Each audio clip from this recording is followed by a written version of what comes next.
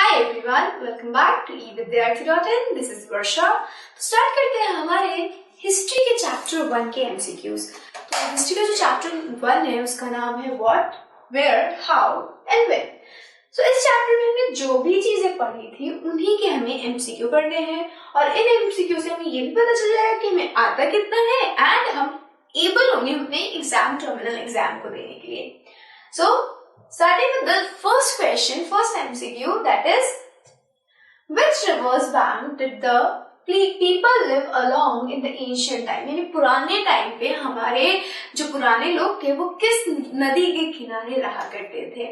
Option देखते हैं। First is Ganga, second Narmada, third Satluj, none of these is fourth, यानी इनमें से कोई भी नहीं।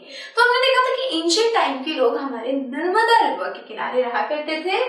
सो the answer is B. Next चलते हैं।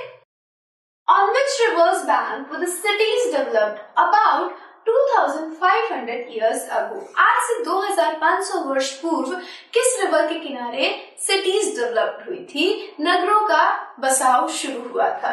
Ganga, Yamuna, Narmada, all of these. तो ऑल ऑफ दीज का मतलब इनमें से सभी। नर्मदा का मतलब क्या हो गया कि वो लोग जो कि नोमैडिक लाइफ जी रहे थे, जो कि बहुत ही एंशिएंट लोग थे, तो वो लोग तो एक अनसेटल्ड लाइफ जी रहे थे, नोमैडिक लाइफ जी रहे थे, तो कोई नगरों का विकास तो हुआ नहीं होगा। और यमुना के बारे में हमने नहीं पढ़ा, लेकिन गंगा एक ऐसा जगह था, एक ऐसी नदी थी जिसके सदर्न पार्ट में बहुत ही शक्तिशाली राजाएं उभर के आए, राज्य उभर के आए। So what will be the answer? A, that is Ganga. Next चलते हैं। Which city was established on the bank of Ganga? कौन सा नदी हमारे गंगा के किनारे बसा था? पहला है मगध, दूसरा विंध्य, तीसरा both, A and B, fourth one is none of these. तो देखो, जो हमारा नन ऑफ दीज है तो ये तो हम बहुत जब कंसीडर करते हैं जब हमारे पास कुछ बचता नहीं है। तो बाकी के पहले ऑप्शन देख लेते हैं। बोथ ए एंड बी कह रहे हैं कि ए एंड बी दोनों ही सही आंसर है। तो ए को पहले पता करते हैं और फिर बी को। तो मगध का तो विकास हुआ था, मगध बसा था नगर। कैसे? हमने जाना था कि जो मगध है वो गंगा के किनारे बसा था और यहाँ के जो राजा थे वो शक्तिशाली राजाएं थे। लेकिन विंध्य तो पहाड़ियों का नाम है जो कि हमारे नर्मदा रिवर के पास है। तो विंध्य क्या होंगी? नहीं होंगी। तो बोथ ए एंड बी वाला ऑप्शन खत्म हो गया, बी ऑप्शन भी खत्म हो गया, बचा क्या? ए, दैट इज मगध। नेक्स्ट चलते हैं। How did merchants travel? हमारे जो व्यापारी थे वो कैसे ट्रैवल करते थे? ऑप्शन ए है विद caravans, बी है शिप्स, सी है both A and B and none of these. काफिलों में ट्रैवल कर रहे थे, शिप से नीचे जहाजों पे ट्रैवल कर रहे थे, या फिर दोनों के साथ ट्रैवल कर रहे थे। तो हमने देखा था कि ये दोनों ही जो इनके ट्रैवल के जरिए हैं उनसे ट्रैवल कर रहे थे। ट्रैवल के जरिए यानी कि ट्रांसपोर्ट के से ट्रैवल कर रहे थे। चाहे वो शिप हो, जब वो लैंड पे यात्रा करते थे तो वो किससे कर रहे थे? काफिलों में कर रहे थे, कारवान्स में कर रहे थे। वहीं जब इन्हें पानी के रास्ते जाना होता था तो ये शिप का यूज करते थे। So the answer will be C, that is both A and B. Next चलते हैं। नेक्स्ट है फिफ्थ क्वेश्चन हमारा। From where did the Iranians and the Greek came? कहां से ईरानी और ग्रीक हमारे इंडियन सब कॉन्टिनेंट के अंदर आए थे? First is north west, north east, north south and the D option is none of these. तो देखो, नॉर्थ वेस्ट में क्या है? हमारी सुलेमान कटिहार हिल्स है और तो और आप देखोगे कि यहाँ पे बहुत सारी पहाड़ियां हैं जिनको अगर कोई क्रॉस करेगा तो वो एशिया के अंदर जाएगा। और ये लोग क्या थे? हमारे इन्हीं पहाड़ियों के पीछे से आए थे, इन पहाड़ों को क्रॉस करके आए थे। तो answer will B A option. Okay, next चलते हैं। Where were the manuscripts written? कहाँ पे manuscripts को लिखा जा रहा था?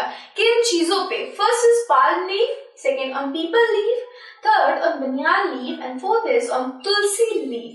अब देखो, तुलसी पे तो लिख नहीं सकते, इतनी छोटी छोटी होती है, और वही बनियान लीफ इतनी बड़ी बड़ी होती है, तो उनको भी सही से स्टोर नहीं किया जा सकता है। Fourth one is people leaf, relatively सही साइज के होते हैं बट इनको स्टोर कर पाना मुश्किल होता है ना। और वही जो पाम लीफ होता है उसके बाद उसमें जो एरिया है वो काफी डिस्ट्रीब्यूटेड होता है, सही होता है, बिल्कुल कॉपी। आप जो नोटबुक है उससे थोड़ा बड़ा होता है उसके ऊपर एरिया, जिसके ऊपर हम आसानी से लिख सकते हैं। थोड़ा हार्ड सरफेस भी होता है जिसकी वजह से अगर आप लिखोगे तो आप आपको आसानी रहेगी, फटेगा नहीं जल्दी। तो पाम लीफ का यूज किया गया था मनुस्क्रिप्ट्स को लिखने के लिए। So A will be the right option. Next चलते हैं। Where did the manuscripts kept safe? अब जो हमारे मनुस्क्रिप्ट जो कि लिखे जा चुके हैं उनको कहाँ पे सेफली रखा जाता था? First in temples and monasteries, second in museum, third both A and B, and fourth one is none of these. तो एक मिनट, ये बात यहाँ हो रही है पुराने समय की, और पुराने समय में म्यूजियम नहीं हुआ करते थे। तो एक जगह वो ऐसी होती थी जहाँ पे चीजों को रखी जाती थी, पुराने और वैल्यूएबल आइटम्स को रखे जाते थे, वो थे हमारे टेम्पल या फिर मोनेस्ट्रीज। मोनेस्ट्री वो स्थल जहाँ पे बुद्ध और जैन लोग रहा करते थे। So option A will be the right answer. Museum नहीं हो सकता क्योंकि म्यूजियम हमारे मॉडर्न टाइम का कंसेप्ट है, हमारे आज वर्तमान का कंसेप्ट है। So A will be the right option. Next चलते हैं। Who are historians? कौन historians होते हैं? पहला who study past, सेकेंड है option who study present, third है who study future and none of these। तो देखो, जो फ्यूचर को स्टडी करेंगे हम उन्हें प्रिडिक्ट कर रहे हैं चीजों को, है ना। तो कई बार हम उन्हें ऑरेकल के नाम से जानते हैं कि ये लोग ऑरेकल है। कई बार उन्हें हम क्या कहते हैं कि अरे इनके पास कोई जादुई ताकत है। सो फ्यूचर को कोई प्रिडिक्ट कर रहा है तो they have something mysterious with them. हम ऐसा समझते हैं कि कुछ मिस्ट्री है इनके साथ, कुछ गलत हो सकता है, क्योंकि फ्यूचर को जानना बहुत प्रॉब्लम वाली है। हु स्टडी प्रेजेंट, जो अभी प्रेजेंट को स्टडी करते हैं उनको हम या तो फिलोसोफर कहते हैं, इकोनॉमिस्ट कहते हैं, क्योंकि बहुत सारी चीजें घट रही होती है हमारे आसपास, और इन चीजों को जो लोग स्टडी करते हैं वो किसी सर्टेन एस्पेक्ट को स्टडी करते हैं, चाहे वो इकोनॉमी हो गई या फिर आपकी सोसाइटी को हो गया। तो इनके लिए अलग अलग टर्म्स यूज होते हैं। लेकिन जो लोग पहले के पास्ट को स्टडी करते थे, पहले की सोसाइटी को स्टडी करते थे, पहले की इकोनॉमी को स्टडी करते थे, उन सभी को हम एक ही नाम से जानते हैं, that is historian. So right answer is a. Next चलते हैं।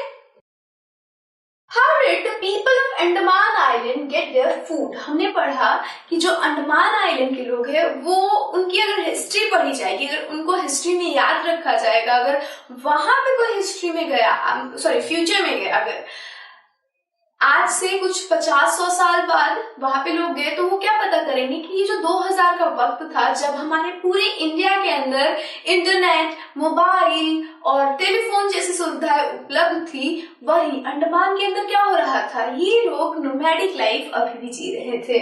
सो ये यहाँ के लोग कैसे अपना फूड पाएंगे? नोमैडिक लाइफ जी रहे हैं तो कोई कृषि नहीं है, फार्मिंग नहीं है, तो वो क्या कर रहे हैं, कहाँ से ले रहे हैं फूड? ऑप्शन देखते हैं।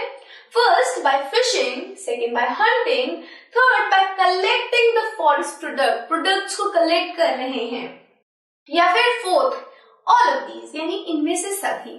तो हाँ, वो लोग फिशिंग भी कर रहे हैं, एक नोमैडिक पर्सन फिशिंग भी करता है, हंटिंग भी करता है, गैदरिंग भी करता है, ये थर्ड ऑप्शन इसमें आ जाता है हमारा, और वो ये सारी तीनों चीजें करते हैं। तो all of these will be the right option। Next चलते हैं।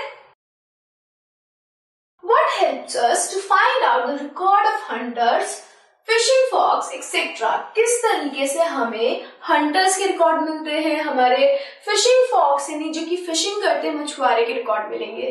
फर्स्ट है आर्कियोलॉजी, सेकेंड है astrology, third biology and fourth one is all of these. तो जो ये लोग हंटर्स और गैदरर्स होते हैं या फिर फिशिंग फॉक्स होते हैं, उनके पास कोई तालीम नहीं होती है, शिक्षा नहीं होती, वो अपनी कोई इंस्क्रिप्शन नहीं बनवाते हैं, मनुस्क्रिप्ट नहीं लिखते हैं due to lack of education, क्योंकि उनके पास एजुकेशन नहीं होता है। तो इनकी जो चीजें, इनकी जो जीवनी है, इनकी जो जिंदगी है, उनके बारे में कैसे पता चलेगा? आपके पास ऑप्शन में क्या क्या है? बायोलॉजी, यानी कि इनके बायोलॉजी से, जो इनके बॉडी का विज्ञान है उनसे, या फिर एस्ट्रोलॉजी जो खगोलीय विज्ञान है उससे, या आर्कियोलॉजी पुरातत्वविद यानी कि पुराने समय की चीजों को यूज करके इनके बारे में पता किया जाएगा। तो क्या होगा आंसर? ए, आर्कियोलॉजी। आर्कियोलॉजी में हम क्या करते हैं, ये जो लोग चीजें यूज किया करते थे वो जब हम एक्सकवेट करते तो मिलती है, और उन्हें हम स्टडी करके पता करते हैं कि इनकी लाइफ कैसी थी, इनका रिकॉर्ड हमें मिलता है। नेक्स्ट चलते हैं। When did agriculture start? Agriculture कब स्टार्ट हुआ था? ऑप्शन देखिए, 4700 years ago, 2500 years ago, 8000 years ago, 5500 years ago। हमने जब अपना एक चैप्टर पढ़ा था तो कहीं पे भी 8500 का मेंशन नहीं है, तो इसको पहले हम क्या करेंगे, हटाएंगे। कहीं भाई तुम जाओ, तुम्हारा तो कोई ऑप्शन ही नहीं है, तुम क्यों आ रहे हो ना। वही अगर हम 4700 साल की बात करें तो अब क्या हो गए थे, अब नगरों का विकास होने लग गया था, नगर बसने लग गए थे, यानी कि कुछ सेटल्ड लाइफ लोग जीने लग गए थे, कुछ टेक्नोलॉजीज आ चुकी थी, यानी खाने के लिए हमारे पास सब कुछ था। क्योंकि देखो सबसे बड़ी ह्यूमन की नीड होती है फूड। अगर फूड जब तक नहीं पूरा होगा, फूड की सप्लाई अच्छी नहीं होगी, तब तक लोग सेटल लाइफ नहीं जिएंगे, तब तक लोग कोई टेक्नोलॉजी का आविष्कार नहीं करेंगे, ये सारी चीजें नहीं करेंगे। वो क्या करेंगे, पहले फूड की कमी पूरी करेंगे। तो 4700 ईयर्स अगो में नहीं हुआ था, उससे पहले हो चुका था 2500 साल पहले। तो 2500 साल पहले हमारे मगध जो राज्य था उसका विकास हुआ था, यानी कि राज्यों का विकास होने लग गया था। तो ये भी करेक्ट ऑप्शन नहीं है, इससे तो बहुत पहले हुआ होगा, क्योंकि 4700 साल पहले क्या हुआ था, नगरों का विकास हुआ था। यहाँ पे तो फुल बिल्कुल नगर बस चुके थे, एक्टिविटीज हो रही थी, जैसे कि लोग यहाँ से वहां कलाकारों को लेके जा रहे थे, कलाकृतियों को लेके जा रहे थे। तो 2500 भी हमारा गलत ऑप्शन। लेकिन 8000 में हम देखते हैं कि जौ, गेहूं, चावल जैसे फसलों का उत्पाद हुआ था और कृषि का पहली बार क्या हुआ था हमारे लाइफ के अंदर, एक तरीके से कह सकते हैं वो आया था, है ना, एक तरीके से दस्तक दी थी। They knocked on the doors of the human history. तो 8000 ईयर्स अगो हमारा एग्रीकल्चर स्टार्ट हुआ था। नेक्स्ट चलते हैं, in which language were the manuscripts written, किस लैंग्वेज में, किस भाषा में हमारे मैन्युस्क्रिप्ट्स लिखे गए थे। First is Sanskrit, second English, third Hindi and fourth one is none of this. इनमें से कोई भी नहीं। देखो हिंदी और इंग्लिश दोनों मॉडर्न लैंग्वेजेस है, प्रेजेंट की लैंग्वेज है, लेकिन संस्कृत क्या है, हमारी पुरानी लैंग्वेज है। ऐसा माना जाता है कि ये सबकी मदर है, जितनी भी लैंग्वेजेस वर्ल्ड में है उनकी मदर है। इसी संस्कृत से सारी लैंग्वेजेस ओरिजिनेट करती है। तो संस्कृत एक ऐसी लैंग्वेज थी जो कि हिस्ट्री के अंदर यूज हो रही थी फॉर मेनी पर्पसेस, मनुस्क्रिप्ट लिखने के लिए, बोलचाल के लिए, और ज्यादातर आप देखोगे एलीट पीपल इसका यूज कर रहे थे। तो आंसर होगा संस्कृत।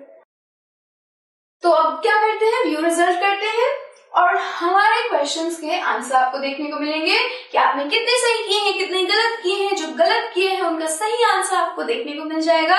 सो this was our chapter number 1 history का, और इसका एमसीक्यू था।